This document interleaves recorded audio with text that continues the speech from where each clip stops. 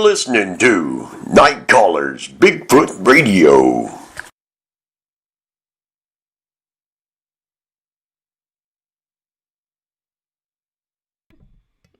Good evening and welcome to Night Callers Bigfoot Radio. You're here with your host, Lauren Smith.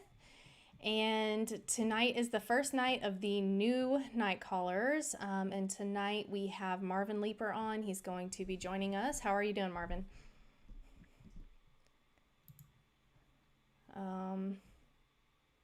Hold on. You are muted and I don't know why. There you are. Okay.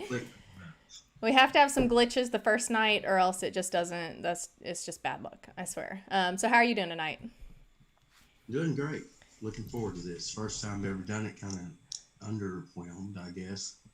I thought, oh my God, I'm going to freeze, but now I don't think so. I think I'm going to be fine. That's all right. I'm feeling the same way. So this is my first time doing this live video as well. So don't feel weird. We're just going to talk about you, talk about your book, talk about your experiences, and then talk about the Boggy Bottom Bigfoot conference. So no pressure. No pressure. You're a teacher. You talk in front of just, however many students all the time, and you do it over Zoom chat, so it's not a big deal. Right? It's fine.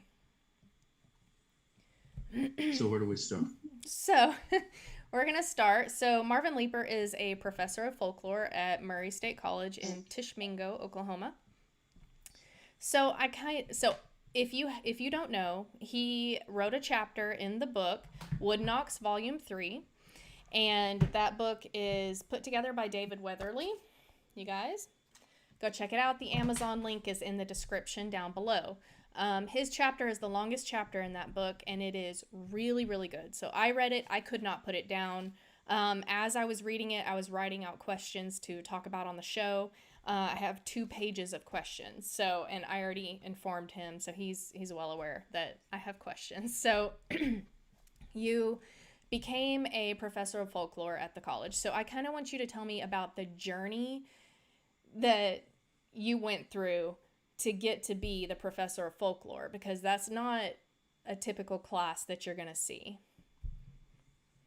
Well, actually, my fascination with all sorts of legends and tales began in my boyhood there in the Standing Rock community, which is, I might add, only about 10 miles south as the crow flies from Colgate High School, where the conference will be.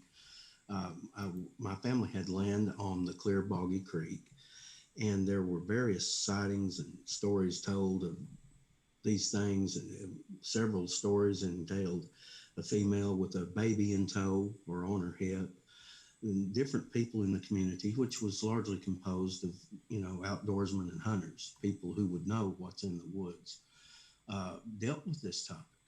And I was fascinated with it. I had no reason to believe that it was not true.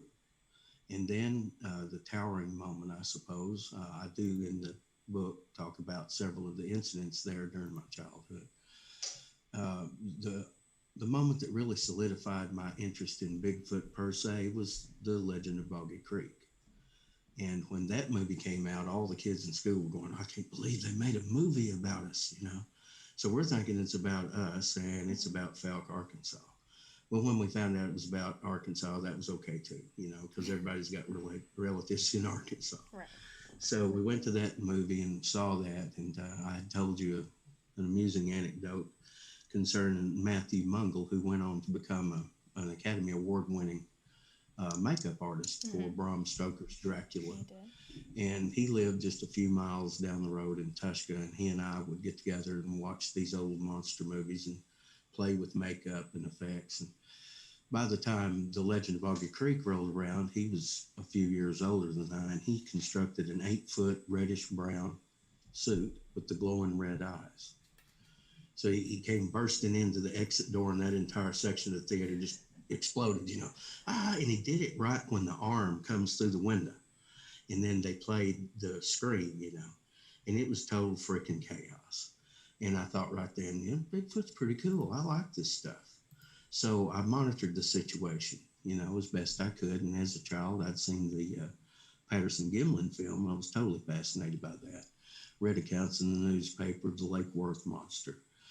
So yeah, it was happening in the 70s. There was the Peter Graves movie, several other low budget movies, and they would make big events of these in Atoka. They would show one night and one night only, lines around the block, and you'd have to hustle your way into the theater to get a seat, and a lot of times we didn't. And there was one particular one called Bigfoot, I believe it was Man or Beast, a documentary about the Pacific Northwest. After that, yeah, I was hooked. It was just, can't turn the clock back now. Got to grow up as soon as I can and find this thing. Right. So whenever you brought up starting a folklore class at the college, I know that it was not easy. I know that was not, I think in the book that you mentioned that it had been 20 years. It had been in the course catalog, but it had been inactive in the course catalog. Yes. Until you brought it up. So you went around to teachers, you went around to students, and you got their feedback on whether they would want that, and if they did want that class, what would they want it to be about? So in the book, you wrote that you researched the research. So can you tell me kind of what did that entail? Well, there were two trains of thought on researching the research. The first was for validity, because it is a college course. And the second was from points of view that I was not familiar with, related directly to the study of folklore, as it's called, folk study. And the Bigfoot thing was kind of overwhelmingly addressed by the students. Look, we want to hear about crybaby bridges. We want to hear about phenomenon, UFOs, and Bigfoot. And I thought, how am I going to do that? How am I going to make that fit in a college curriculum? Mm-hmm. And I got to Bertrand's book on folk study, read it, and found that, curiously enough, Bigfoot, better than any other paranormal or UFO study, fit because of the three main study methodologies, which, of course, the oral tradition, the materialistic, and the ritualistic. So the stories have existed for hundreds of years in this area. The materialistic thing could be like the footprints. They're tangible, we can touch them. And then the customary, like, for instance, the Bukwas in the Pacific Northwest, the dances and rituals that are entailed there. So I found that, yeah, it does fit. Remarkably, it fit very well. So that was my selling point with my department chair, who went through the vice president, and board of regents. And after 20 years, the folklore class came back to life. And what would you say, was it an overwhelming response, or was it just a few trickled in? In those classes, there have to be 10 students for the class to make. Okay. In the first semester, we barely got those 10 students. I think we had 12. And by the time I stepped down and turned it over to another professor, they were lined up for semesters to try to get in. It was filled to capacity. So, yeah, in my tenure, it really grew. Right. I know that... I'm sorry. Go ahead. I know that you learned a lot from those classes. As much as you taught, I know you learned also from the students, that you gained knowledge. Absolutely. Which we'll cover later, a few things that you learned. Right. But there's some good stuff. Yeah, they're definitely, and like I said before, you guys buy the book. So I'm going to cover a lot of what Marvin has written about in that chapter. But there's a lot that I am not going to cover in this interview, and so I advise you to go buy that book. It is well worth it for the rest of the chapters, as well as his very well written. Okay, so one of the things that really stuck out to me was that you went and you interviewed different Native American people in the community to get a lot of the background for this book, and a lot for your class as well. So some of the Native American tales, I mean, they really stuck out to me. So the Native American tales of the Caddoan giant of the forests, that was a big one that you had in there. So this predates the Choctaw version of Champay by about 250 years, at least in Oklahoma. So what can you tell me about the Caddoan giant of the forest? Well, the Caddoan giant, the pronunciation of the name is under debate because of some of the syllabic additions, I'll just say. So I won't try to butcher that particular name, which they held in reverence. But there were multiple manifestations of that individual creature. In one, he was horned. In another, he was serpentine. But in most of them, he was the large, hairy, Bigfoot-like creature we've come to know, with one exception that's very, if you'll pardon the pun, not very palatable. He was cannibalistic. Mm-hmm. And he was one of the more famous tales has to do with one of these creatures stalking a pregnant woman. And, the rest is you can leave to your imagination. But they definitely did not see him as one of the friendly forest giants. Right. And I found a lot of the Native American folklore from the older lore. The creature wasn't something that you wanted to invite home for supper. Yes, a lot you mentioned in here, and then a lot of the encounters that I've heard, a lot of the stories I've heard from Native American lore is that they're malicious, they're violent, and they prey upon women, children, Indeed. pregnant women. Yes, exactly like you said. Another thing that you brought up about the Native American lore was that you covered their journey along the Trail of Tears. And Mm-hmm. one of the things you said it just jumped out at me. It was so great. You said, rather than a loss of culture or tradition, their oral tradition grew and they retained their culture along the Trail of Tears because, of this. Well, they were Go ahead. sociologically forced to retain their culture on the Mm-hmm. Trail of Tears. The removals were extremely brutal, extremely hard, and the dominant civilization had sought to impose their own European religious values upon them, rather forcibly in some cases. So, by very necessity, they they retained their oral tradition and their stories grew. Mm-hmm. And there is a slight schism between the Mississippi Choctaws and the Oklahoma Choctaws in some of that lore, but that's understandable because of the change in geographics.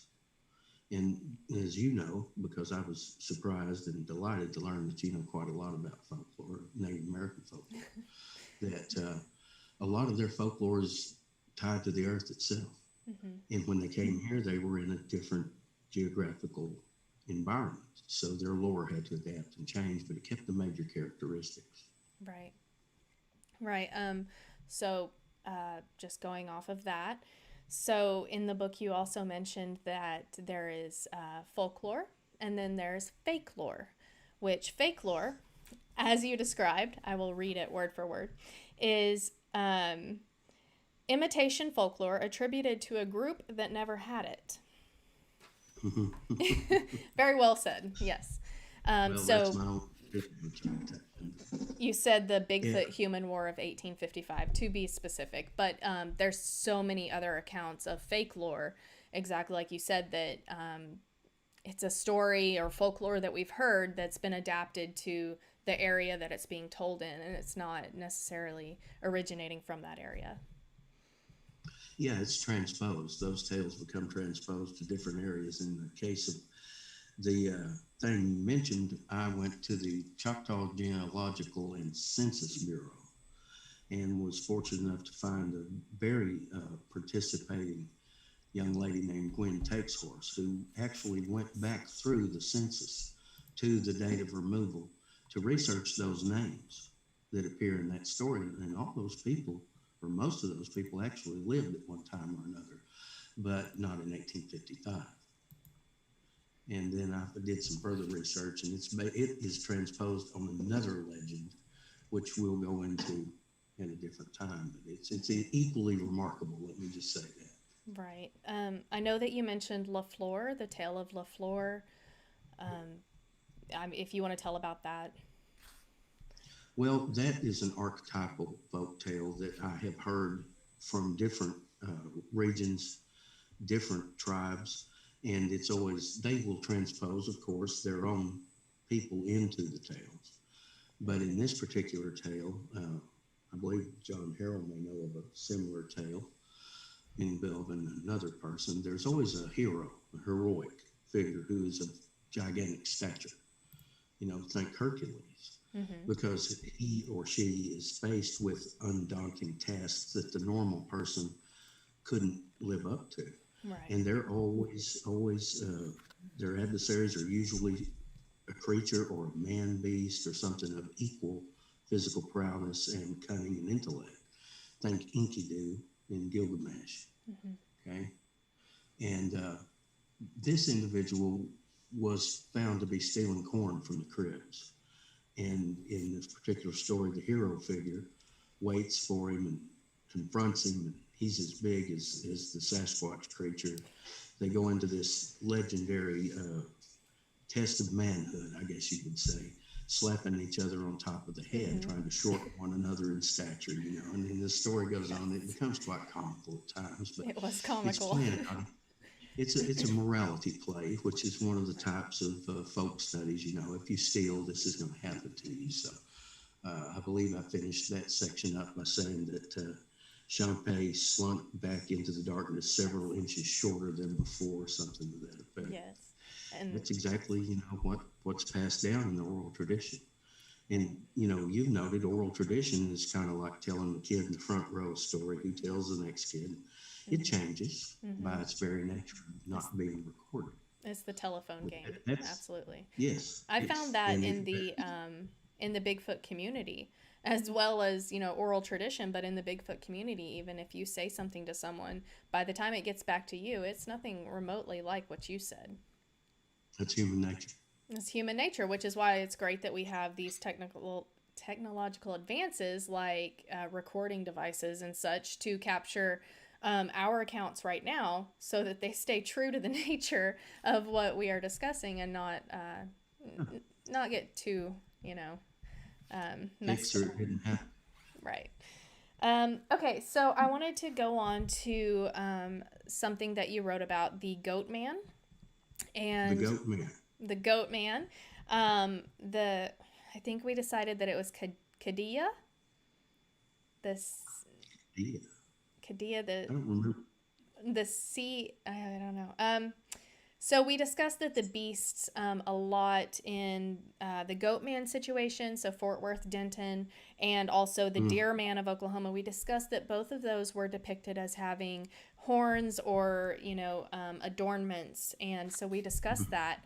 And you had discussed in your book how this could either be an adornment worn, like a headdress, or it could, possibly even be a kill that they had over their shoulders. But I wanted to kind of discuss the goat man and the deer man of Randolph Bottoms and how you came across that information, because I think that's interesting. Well, the goat man information, of course, like I say, in my childhood, I knew about the Lake Worth monster. And he was originally described as a goat man. And then later on, there was a photograph of a white Sasquatch-like creature released. And then in the Decatur or Denton area, Jeff Stewart had written about these horned Bigfoots.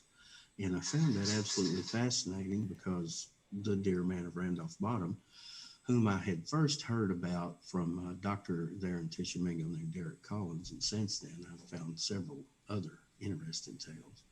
So we decided we'd go to Randolph Bottoms, John Harold, Jerry Hestan, and obviously Lyle Blackburn, and some other folks, and started becoming acquainted with the area. And since then, Michael Waldy, has done a lot of research there. He has. And the deer man stories were substantiated, believe it or not, by students in the folklore class again. We had mentioned it in class, and I said, we should probably look for more information on this. And she said, well, I've got a story to tell right now. And I said, what's that? And she said, well, her uncles a few years ago had been down in the bottom. There's a swamp. There's huge swamps. And the railroad tracks on a raised levee that goes through the bottom. And this thing had walked up on the railroad track, and they didn't know if it had horns or if it had a deer draped across its back, and I thought, that got me to thinking about the horned goat man thing. And the Jeff Stewart chapter in, volume 2 of Wood Knocks.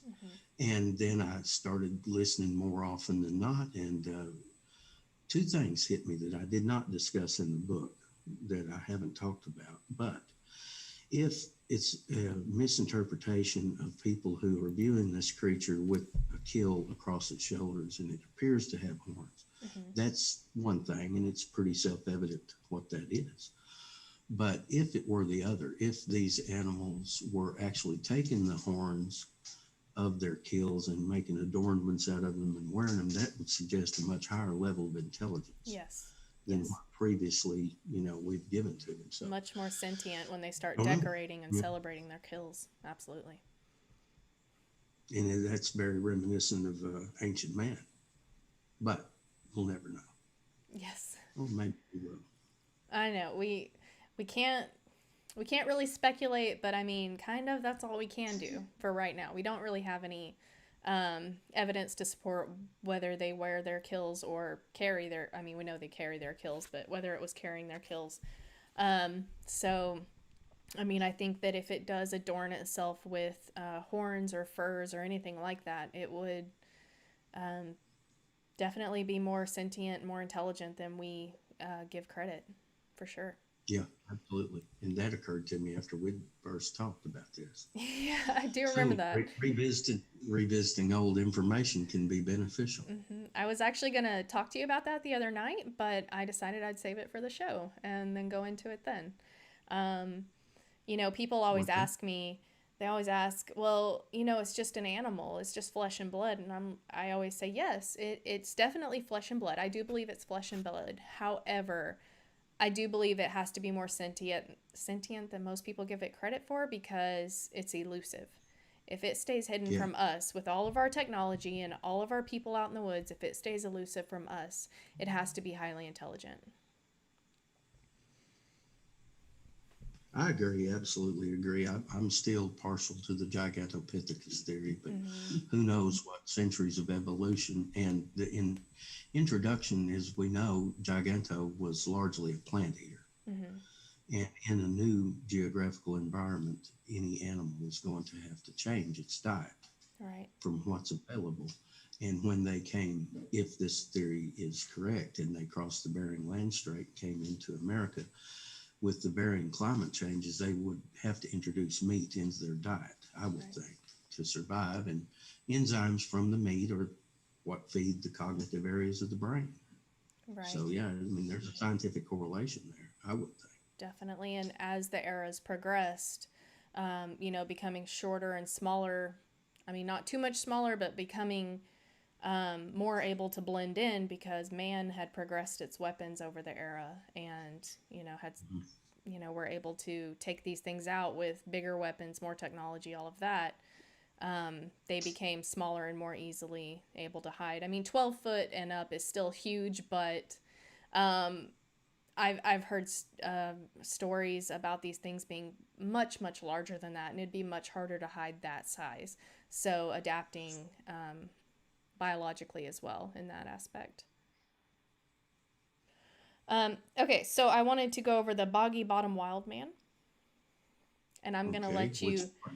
Well, I was going to let you pick what you wanted to talk about. So the Boggy Bottom Wild Man is the bulk of the chapter that you wrote.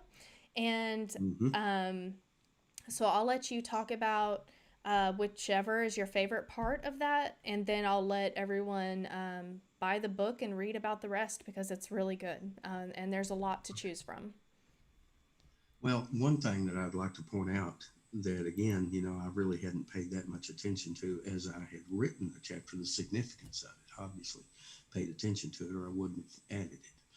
But in the 50s and early 60s, there were 2 sightings, and each involved a female with an offspring. In the first sighting, a group of young men were unable to make it to town that night, so they thought they would go raccoon hunting. So they did, and the dogs would go no further. Smokey Crabtree told me one time years ago that hounds were pretty useless. And they said that they were absolutely astonished that these dogs, which were fearless, wouldn't go. So in coon hunting, when they do it, each time they send the dogs out, they call it a cast. So first cast, the dogs came back, and they sent them out again, and this time followed them as far as they would go, which was up to the creek. And across the creek in their lamps, they could see this individual was black, I believe, with an what do you call it? Juvenile on its hip. And they couldn't estimate the size, but they said it looked awfully small. And one was telling the story, and they said, how do you know it was a female? And he said, well, you know. And he said, well, no, I don't. And he said, well, you know. And he said, well, what are you talking about? And he said, well, where'd the baby get its supper? And he thought, oh, yeah, now I know. So that occurred. And then 4 or 5 years later, a farmer went into his barn one morning right at daylight, and he heard the back barn door slam. And when he was going to the back of the barn, the hay was busted. And he said it smelled horrible. And he opened the door to see one going down the hill with about a 4-foot tall juvenile trailing behind it. So that suggests a breeding population. And the sightings and encounters that I am privy to, have had firsthand information from, started in about 1929 and continue to this day. So they're cyclical. It seems that they start around the middle of September and will carry until we hit the triple digits, Right. And then it's just a dead zone there for a couple of months. But the Boggy Bottom area there and that little community, Standing Rock, have been long noted for just literally dozens.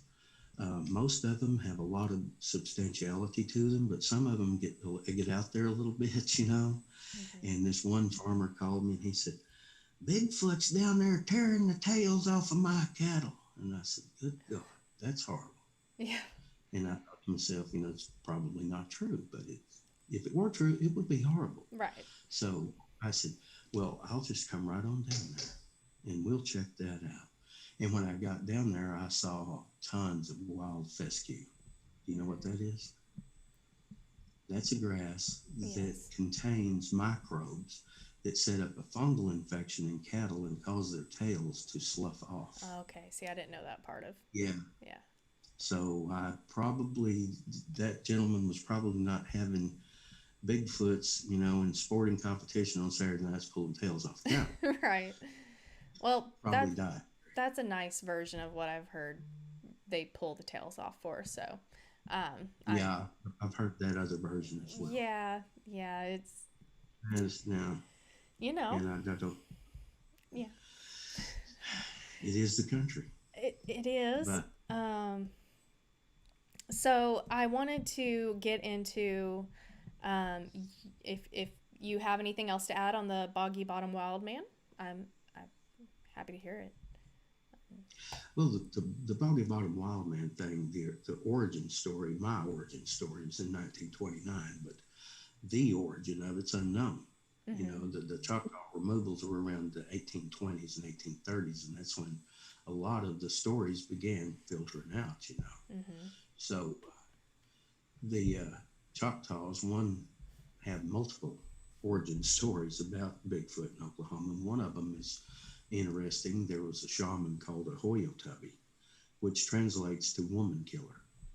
And the Hoyotubby was supposedly ruthless and very Machiavellian. He would try to influence the courts with his power, When they got here, he supposedly had Bigfoot in captivity, the Champagne in captivity, and would use it to seek revenge on those he didn't like.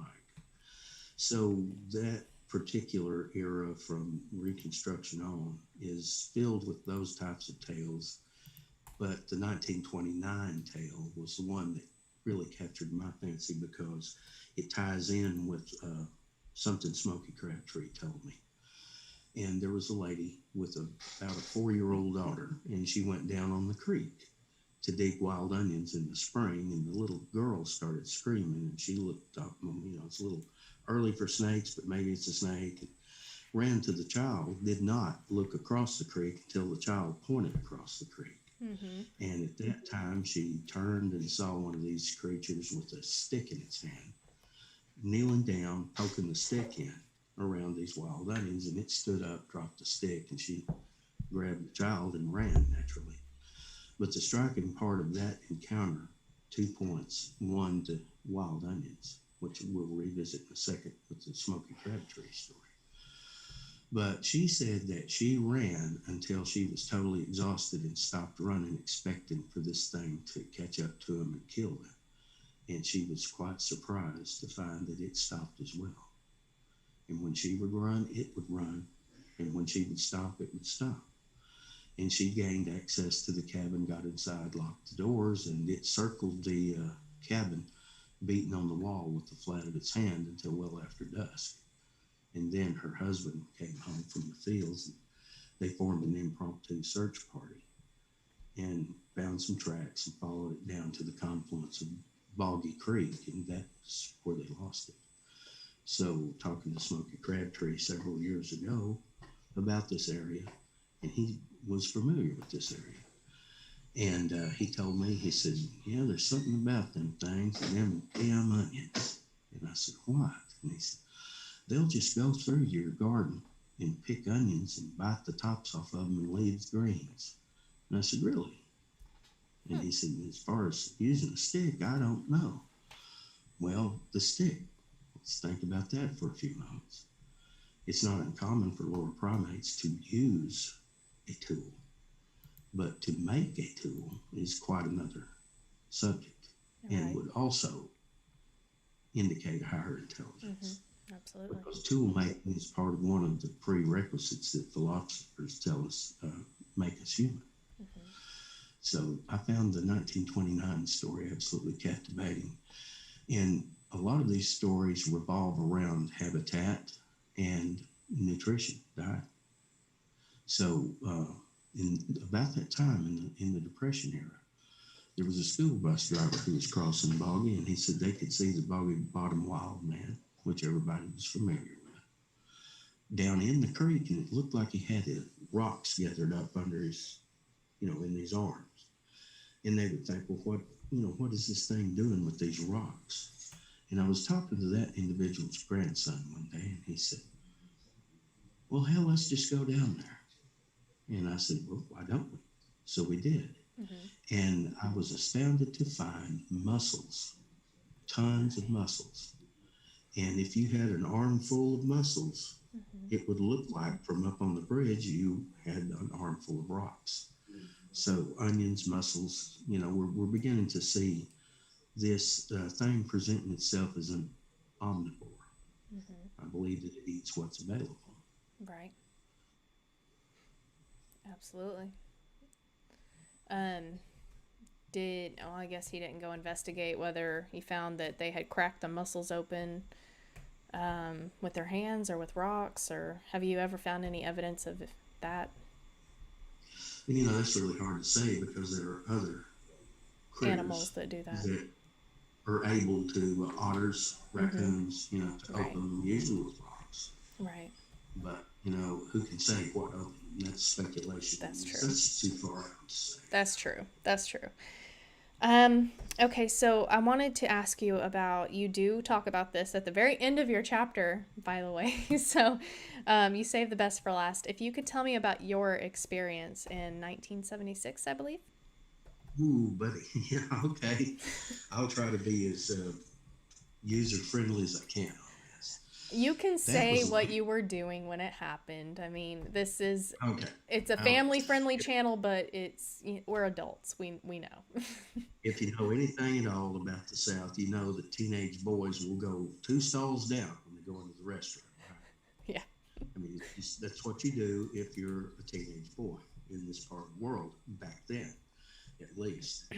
So we're going down the road one night, freezing cold, and our deal was when we got to Boggy Bridge, we would stop and each get out and go to the opposite sides of the bridge in total anonymity to perform a certain bodily function. Well, the character that I was riding around with that Saturday night was an unscrupulous devil and parked closer to his side of the bridge, so I'd have to walk. So he began to initiate, if you know what I mean. And I hadn't got over to my side to begin yet, and the woods just exploded on his side, which was on the south side of the boggy, and the most god-awful sounds, just hollering, screaming, whistling, and it looked to be 12, 15 feet up from the shoreline up in the trees. Trees were rattling, stuff's being thrown back at the bridge, and it's going downstream with this cacophony of just insane screams. So fast forward 40 years, I'm sitting in my office and somebody sent me a link of, I believe it might have been the Sierra Sounds. I'm not really sure what it was, but there were 6 particular recordings on here. I go through the first 5 and I'm going, yeah, that's interesting. That's very cool.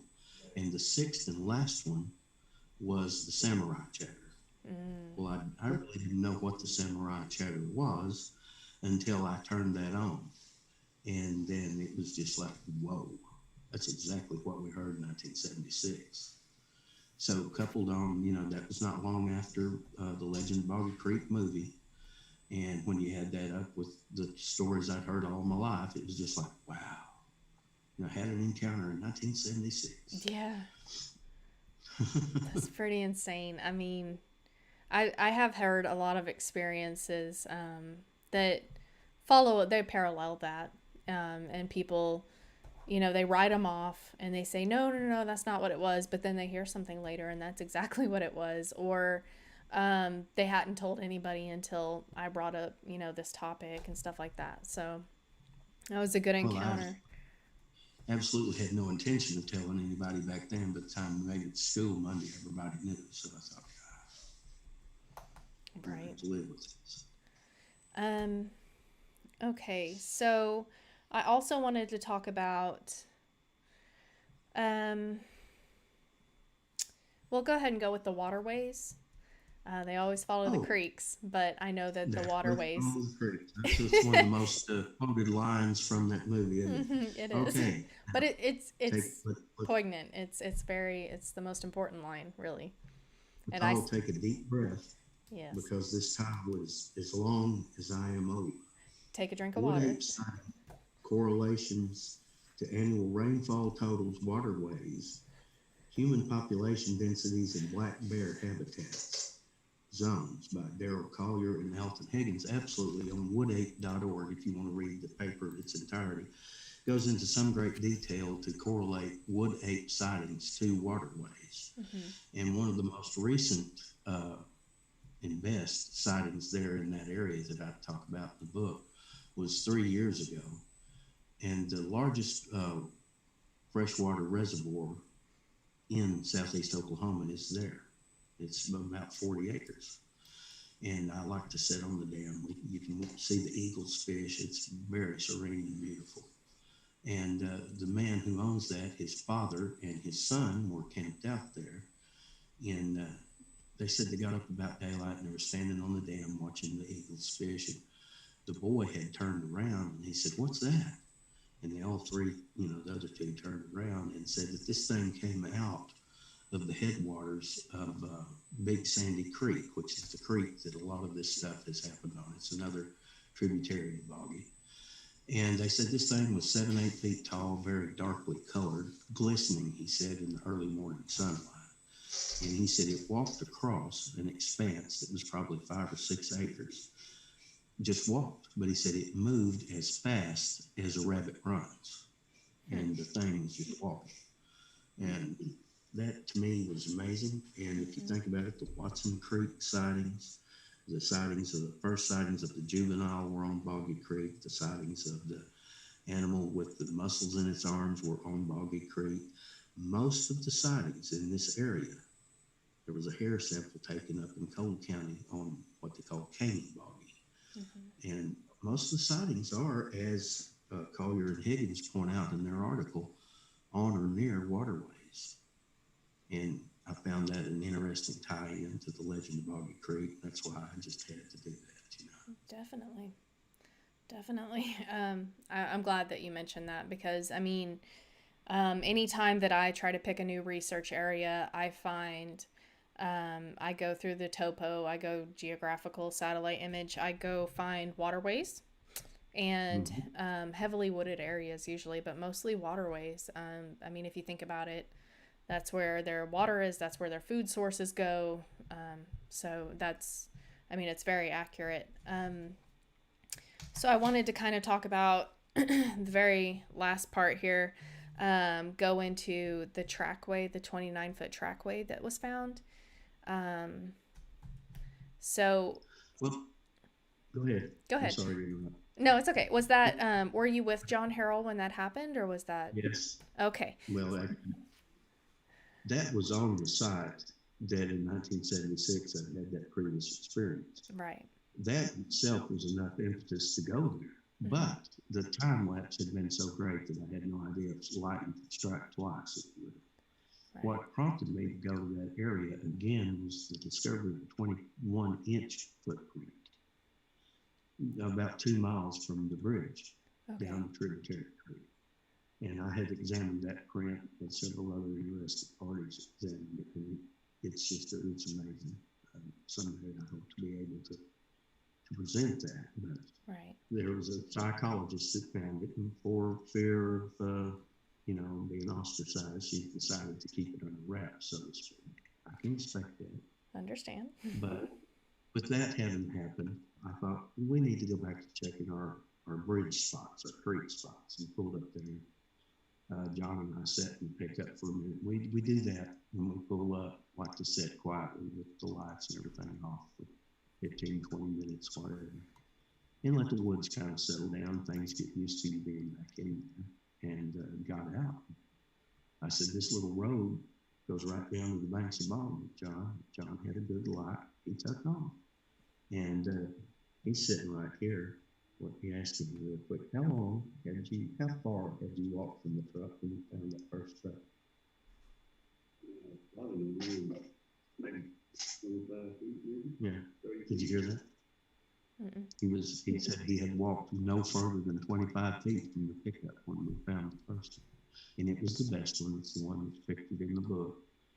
And there were in total, I believe, 9 castable tracks. That was absolutely the best. But it went from a little side trail down the creek and then down the middle of a roadway where fishermen would pull up. And each side of the raised area were the tracks where the cars would go. And that was just insanely muddy, like up to your knees muddy. So I think it had been trying to skirt the really muddy part, and they went right up to a fence, and there was grass supposedly across the fence. That's not unsimilar of a situation that happened the first day of July. Well, it's the first night of July 1st, 11 p.m. this year. A man called me from that area and said he had just seen the thing crossing the road. And we went down there the next day and we found degraded trash. It was raining at that time. And until it got to the roadway, he said that it took like 2 steps to clear that road, and it stepped over the fence. And we could see when it stepped over into the grassy area, the tracks just disappeared. Those weren't as good as the ones John. Right. So we have a question from Rob Richmond in the chat, and he said, that size print, what height would that correlate to, would you think? Well, that size print, what height would that correlate to? Are we talking about the 21-inch track? Yes, sir. Okay, that would be about 11 feet and 3 inches. But to give you an idea of foot to height ratio, when I was a student athlete in high school, there was a boy who played on the basketball team and the baseball team, wore a size 12 shoe and was 5'7". Yeah. I don't really think that track size and height can be directly correlated. That's true. I think, personally, I think it's geographic location. It's what kind of terrain they're going over. If they're climbing rocks, if they're going over mud, sandy areas, I think their bodies would be adapted to that area. I do too. In this area where it's very marshy, I think a broader foot would be beneficial. I think so too. But the average track in this part of the world is around 14 to 15 inches. Okay. So that would be extremely large animal. Definitely. I have included the trackway picture in the slideshow, as you all can see. There's a picture of the actual track in the book, so you can view that in the book if you buy it. So we had a couple other questions from the chat real quick I wanted to get into. So Mr. Duffy81 asked, have you ever, so this is about your personal research. So have you ever found any ground glyphs, stick art, or fake fire pits? I've never seen or heard of a fake fire pit. Ground glyphs can be caused by so many different things. Yes, I You know agree. what I'm saying? Mm-hmm. I have seen on 2 or 3 separate occasions what I would call, it's for lack of a better term, manufactured tree formations Mm-hmm. that look like they had to have been done. So a stick structure. Couldn't occur naturally. I have seen those. Mm-hmm. But, and I say that, yeah, Bigfoot did this, no. Right. You know, I'm not able to say it unless you see it, you don't know. Right. But I don't know of those other phenomena he's talking about. Right. From Patrick Vaughn, one of our listeners, he asked, what techniques do you employ to generate encounters? We do a lot of different things. One thing that we will do and have had great success with is to walk as far back in as we can and simply sit down and be quiet. We have done that and built campfires. We've set up mock camps. We've employed infrared. We've employed cameras. We've used black IR cameras. We have set out automatic recording units that will go for up to 2 months at a time. We've used thermal imaging devices, and I've had 2 pretty good results with those. You name it technologically, the group I belong to is involved in eDNA and drone reconnaissance. We've had actually forward-looking radio telemetry tags that have been deployed and been out in the field active for over a year at a time. And the radius and pattern of the migration of the animal, of the movement of the animal, if it's known like a bear, you know, we can pretty well figure out a bear's radius, a bear's what would you call it? Terrain. Same with cats, and this fits none. So was it on a Sasquatch? I have no idea. I didn't see it embed itself in Sasquatch fur, you see. But pretty much we've done wood knocking and call blasting. We've had some remarkable results with both of those techniques.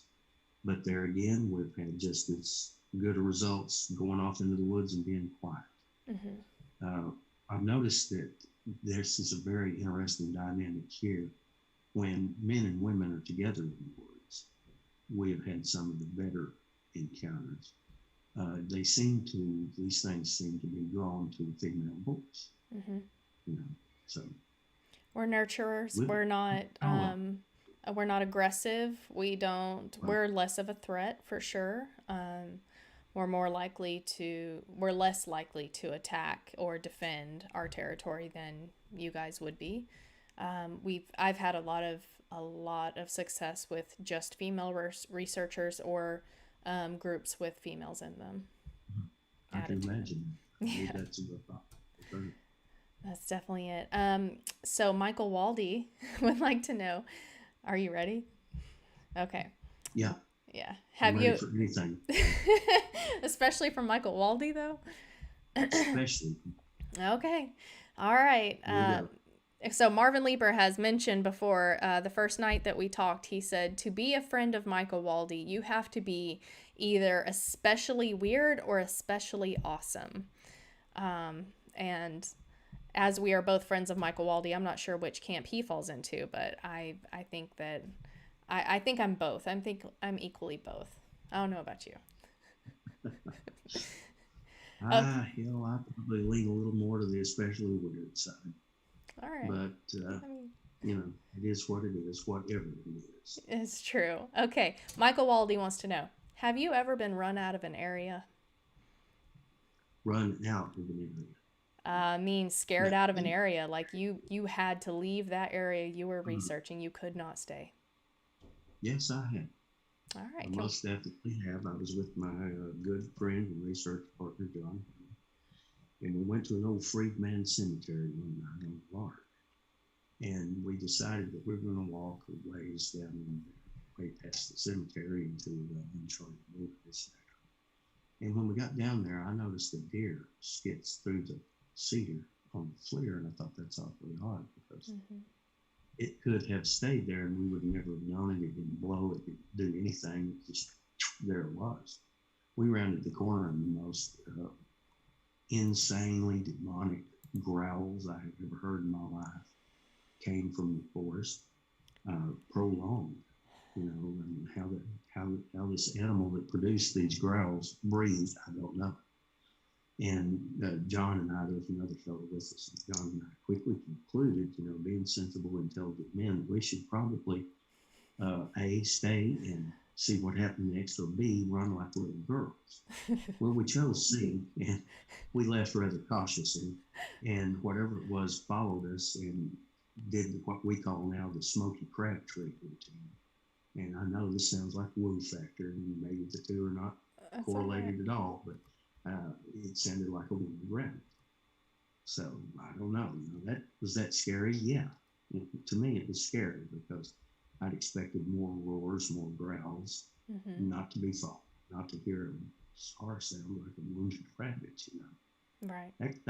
We're still scratching our heads over that. I probably wouldn't have stuck around either. I mean, when you're in that situation, it's about all you can do to get out of there and not run and trigger a predatory instinct, but to get out safely and quickly without running. We have another question from Rob Richmond. Have you had any arguments with researchers claiming that self-bioluminating eyes If primate, they are foveate animals like all primates. This biology works against itself. Have you ever seen self-illuminating eyes? Okay, I'm sorry. He was stating that he had arguments with researchers about that. Have you ever seen self-illuminating eyes? Well, I don't know that they were eyes at all. Because they appeared to be self-illuminating, whatever they were. Were they the eyes of a Sasquatch? I have no idea. I did not see the Sasquatch. I have seen that with 5 other witnesses, and it was quite an interesting sight and an unnerving sight. Well, was it a Sasquatch? I mean, I don't know. No, I have no idea. Have I seen that phenomenon? Yes. Can I attribute it to Sasquatch? No, not. Right. Farming. Right. All right. Well, that is all the questions I have. I appreciate you so much for coming on. Your fount of knowledge. I already told Marvin this, so it's probably going to pump up his ego a little bit more. But he is a professor, so he is an academic type. But I will let y'all know that his chapter in the book, and I already told him no offense, but some professors come across a little bit academic and stuffy. He does not. As you have seen this entire interview, he's very personable, very knowledgeable, and just a great person to talk to. He comes across that same way in the book. His chapter, it sucked me in and I could not put it down. You guys, so just go buy the book. It's so good.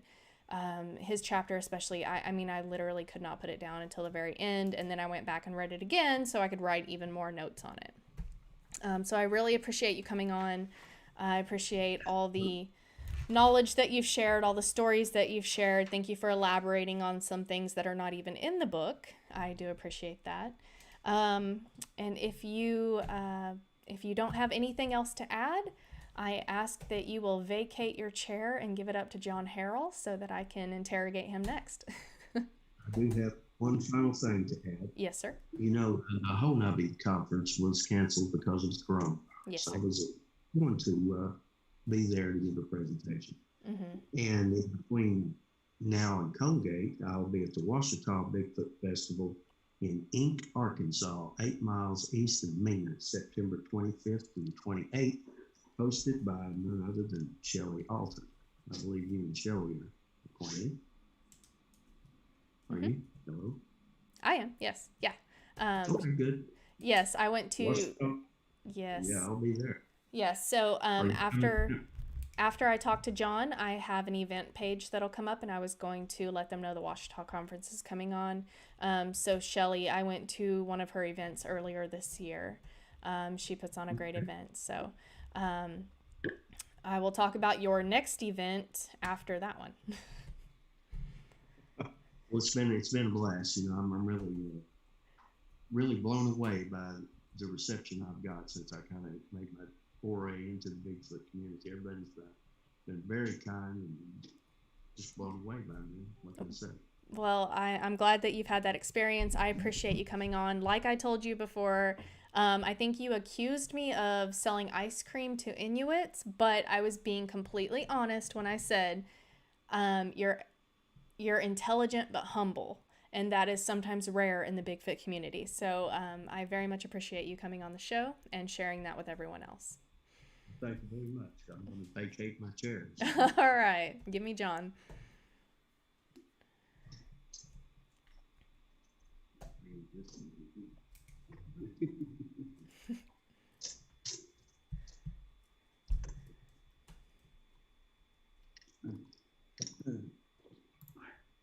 Hello. Hello there. How are you?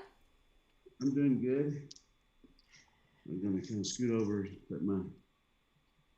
let Justin have some of the attention here too. I understand completely. All right. So I was going to talk to you guys real quick about the Boggy Bottom conference and just kind of go over real quick the information, and then I will let y'all get back to your Sunday night. So the conference is Saturday, November 7th, correct? Correct. All right. It's one day, $10 per person. Kids under 4 get in free. Yes. Yes. All right. So I'm going to go through the details, and then I kind of want you to tell what the conference is for and what it benefits. So like I said, Saturday, November 7th, one day conference, one night, $10 per person. Kids under 4 get in for free. Lyle Blackburn will be there. Marvin Leeper will be speaking. Lyle will be speaking. I'm sorry. John Harrell will hopefully be speaking. Yes? It's a possibility. Maybe. You keep saying that, but I have a feeling you're going to get your arm twisted and you're going to be up there on the stage. Jerry Heston will be speaking in Shelley Covington, Montana. Yeah. Yes. So vendors are welcome. The buy-in for the vendors is $40 each. There will be concessions, and as for accommodations, the Highway Inn Express is available, as well as the 43 Landing. It's a primitive camping spot about 8 miles or so from town. And this will be held at the school, correct? Yes, it'll be held at the football field. At the football field. Okay, good. Social distancing, right? So everyone knows they're going to be safe. I was going to ask, are masks required or no? Masks are not required, but we want everyone to be comfortable. They're more than welcome to wear one. Okay. All right. Masks are welcome, but not required. All right. And so if y'all just would tell us what the Boggy Bottom Bigfoot Conference is for. What is the benefit for? It's to benefit the robotics program here at Colgate High School. We are starting a new robotics program for high school students, and this is the proceeds from this conference will help purchase material and registration fees for competitions, things like that for these students. All right. So, like you said, it's a brand new program. I know that if you're introducing a new program to the school, it must be pretty important. So this will go, like you said, towards equipment, course materials, all of that. So it's for a good cause. I think if we can all, show up, chip in a little. So just for those tuning in, that's John Harrell and Justin Brown is in the background there. So these two are putting on the Boggy Bottom Bigfoot Conference. And so November 7th, I recommend, everyone take a trip down to Colgate, Oklahoma. It's a beautiful area of Oklahoma, and there's a primitive camping ground, like I said, at 43 Landing, about 8 miles or so from town. So you can go camp there, check it out, come into town for the conference, support a good cause, and then go Squatch, go Bigfoot while you're down there in that beautiful area of Oklahoma. Yes. Yes. All right. Well, thank you guys for coming on, and I have a flyer up. As soon as I get some more information, I will put a different flyer up. But for right now, I have a flyer up, just advertising this event for you guys. So November 7th, I think it'll be good to see you guys there. So also, there'll be a Facebook page as well. Yes. For this. Yes, I was going to add that in there. So, have you redone the Facebook page yet, or is it? We just created a new event tonight. Okay, awesome. Okay, so everyone, you can find the more event information about this event on Facebook, on that group, and is it under Boggy Bottom Bigfoot Conference? Yes. Okay. All right. Okay, perfect. All right, thank you guys for coming on to share that about the event. Like I said, I will keep advertising it on the show until November 7th. Okay, well, sounds great. All right, thank you guys. Okay, so I am going to switch over to this event page. I wanted everyone to know kind of the events that were coming up. I'm going to do this every show. I will have the upcoming events page. First of all, we have the Ouachita Festival and Conference that will be put on by Shelly Alston in Mena, Arkansas. She puts on a good festival, a good event. Lots of good people are going to be there showing up to support it. I think Keith Crabtree's going to go. Lots of other people have, pledged their support for that. Also, we have the Boggy Creek Festival. That is put on by a paranormal group, also in Fouke, Arkansas, but on different dates. Then we have the Texas Bigfoot Conference, October 16th through 18th, 2020, and that is put on by Craig Woolheater. So you guys can go check that out as well. And then Halloween weekend. I wanted to talk about this real quick because I think that's a very popular weekend. So for those of you with kiddos, Halloween weekend is when you dress your kids up in a cute costume and take them around the block. Well, this year with COVID, that's not really an option for us. So if you are east of the Mississippi, you have the option at this time to go to the LBL meet and greet. It is going to be located in Land Between the Lakes, and that is Halloween weekend, October 30th through November 1st. If you are west of the Mississippi, you can come to the Fouke Monster Halloween Bash at Smith Park. That's going to be put on by Keith Crabtree, Nite Callers Bigfoot Radio. That's right, yours truly. William Lunsford will be there, and Squatch Dogs. So that's Ann Osborne Wells and Kenny Walls. So they will all be putting that event on. For our event at Smith Park, October 30th through November 1st, same date, we are going to have a Halloween costume contest for adults and for kids. We're going to have an option for the kids to go trick-or-treating around the campsite. I know I was sad this year for my own kids not to be able to go trick-or-treating. As a parent, it breaks your heart for them not to be able to grow up with the same customs that you grew up with. So bring your kid to Smith Park this year for the Fouke camp out, and you can take them trick-or-treating from campsite to campsite. Again, all of these conferences that are listed, I'm sure, are subject to COVID issues. I think the Ouachita Bigfoot Conference is good to go.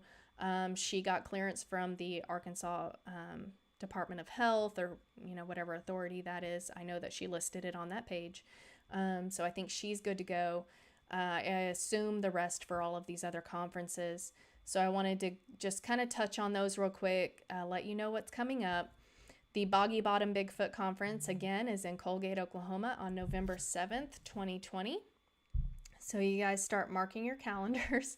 And I wanted to let everyone know that all of these that are listed, you can go to the Facebook page for each of these and get more information. There should be an event page For the LBL meet and greet, you'll need to join the Beast page in order to get information on that. If there's an update or cancellation or anything like that, you'll need to be a part of their group to get information on that. Same for the 2020 Fouke Monster Halloween Bash. You'll need to join the Nite Callers Bigfoot Radio Facebook group in order to get information on that. So like and subscribe my show if you don't mind, and hit that notification bell so that you can get live updates on when Nite Callers will be available next. Go join the Nite Callers Facebook group. So if you've had fun in chat tonight or you missed the chat, the Facebook group will basically be doing the same thing over in that we do in the chat tonight. I appreciate everybody for showing up for my first show or listening to the first show, and I hope that you'll continue to support me throughout the rest of the shows that I have planned for you, and I have some great guests planned for you. So thank you everyone for coming tonight, and y'all have a great couple weeks.